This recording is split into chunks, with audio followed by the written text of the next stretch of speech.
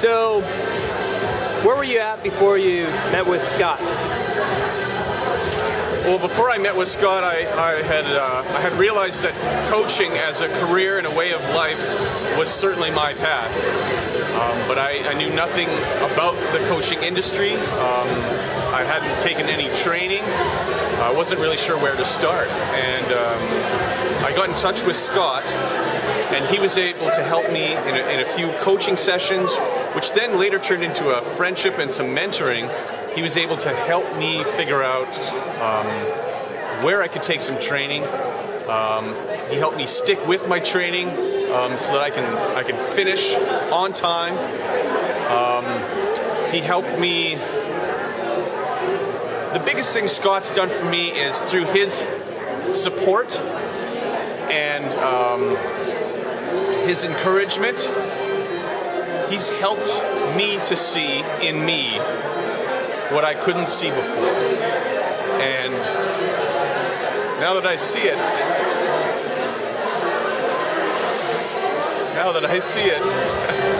it's not anything I'll ever take my eye off again. And I have Scott to thank for that. So, thank you, Scott, for your part in what I'm going to go out there and do. I'll always remember the start I got and the role that you played in that, so thank you. We heard a little bit about Kelly's journey already and his hero's journey.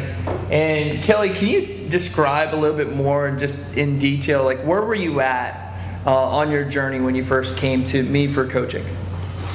Oh, yeah, absolutely. Where I was at on my journey was still trying to find that one thing, and was dealing with a lifetime of feeling like I was faking it, that I didn't really know what I was doing, and that one day soon, everybody around me who knew me was going to catch on, and you know, kind of like, he doesn't know what he's doing.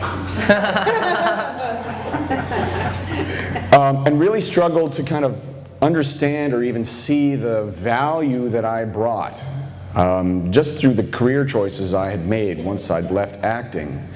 Wasn't aware that I had sort of got myself into a career area that really valued someone like Travis, someone who's good with numbers, analysis, tracking data, that kind of stuff, and was floundering, was not feeling fulfilled or even really good about myself, because I felt like it was me. Like I can't get this stuff, and so it's me, and I'm not contributing, and that doesn't feel good about me. That's where I was at. Right on. Cool. So in that journey, you were still, you know, employed and doing all that other stuff.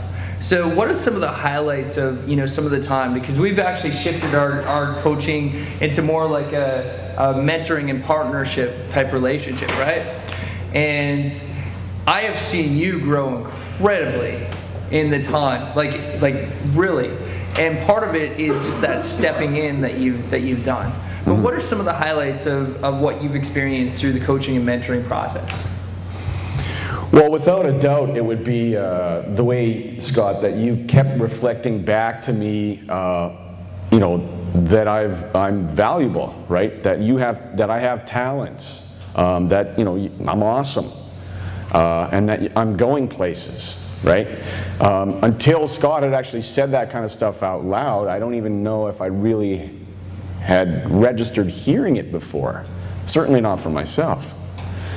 And then the other one, the big one, obviously was earlier this year in April. Scott gifted me with a complimentary ticket down to a 4-day coaching workshop training with Ted McGrath. And I had already begun my training as a coach, and this workshop was really, it was supposed to be about what I thought was kind of the business side of coaching.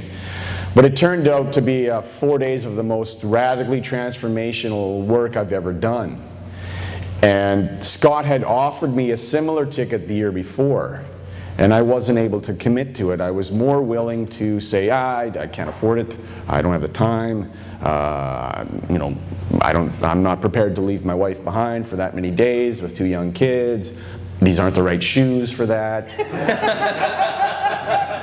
That kind of stuff. And then he offered it to me again. And finally I said, okay, all right. And I said okay for 2 reasons.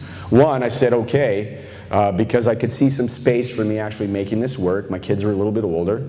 But 2, I said yes because I was like, dang, the guy keeps asking. And I keep turning him down.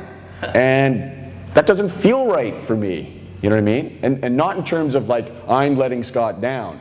But it was more in terms of like, the guy keeps inviting me into this bigger world and I keep saying no. Why do I keep saying no? Awesome. So finally I said yes. And I said to Scott and several other of my friends when I got back, I was not the same man who went down to San Diego who returned. And that was really the ramp up for the transformation that you've witnessed as well. That's so awesome. Yeah. So awesome. So cool.